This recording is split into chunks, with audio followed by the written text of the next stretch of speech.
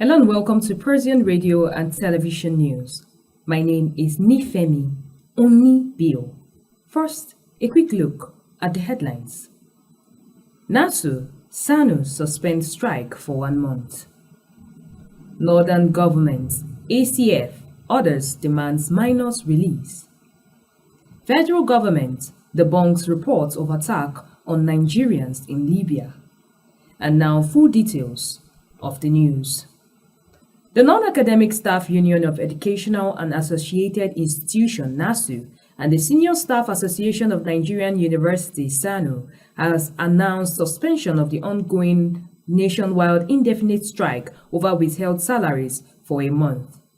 The union, in a joint statement on Sunday, said the suspension of the indefinite strike will take effect on Tuesday, November 5th, 2024. The statement was signed by Prince Peters Adeyemi, General Secretary of NASU, and Comrade Mohammed Ibrahim, National President of SSANU. The Chief Magistrate Court in Wuse, Zone 2, Abuja, has sentenced Professor Jide Josiah Jiso to 6 months in prison for impersonation during the 2019 Unified Tertiary Matriculation Examination. The sentence was handed down by Chief Magistrate Honorable Justice Folashade Oyekan on October 24, 2024. Jiso was apprehended by officials of the Joint Admission and Matriculation Board while monitoring the UTME at Birex Academy in Abuja. A statement from JAMB's Public Communication Advisor, Dr. Fabian Benjamin, indicated that Jiso firstly presented himself as a representative of a non-governmental organization to oversee the examination. His ruse was said to have been exposed when he was questioned by the leader of the monitoring team, who sought clarification about his presence. The governor of Bauchi and Kano states and the Arewa Consultative Forum have demanded the release of the minors facing trial for treason in Abuja Federal High Court.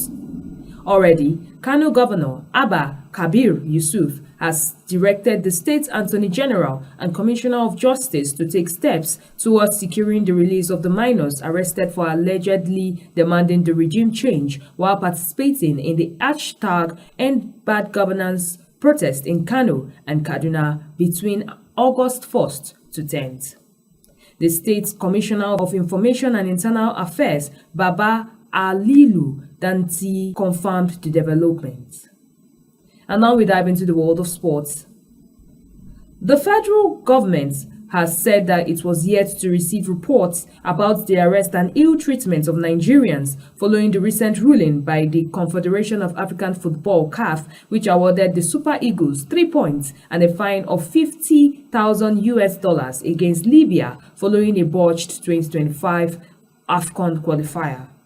The sanction against Libya was due to the ill treatment the Nigerian Super Eagles suffered during the African Cup of Nations AFCON qualifiers in the North African country last month.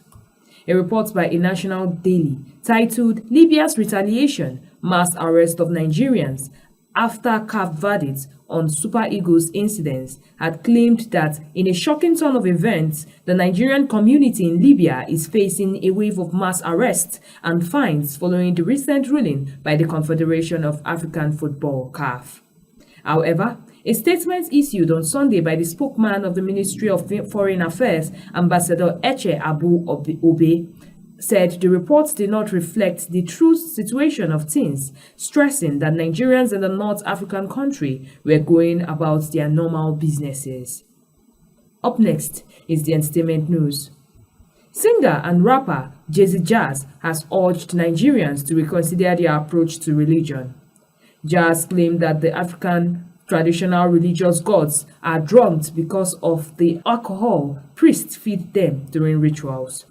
According to him, this is why they are obese and diabetic and helpless to their worshippers.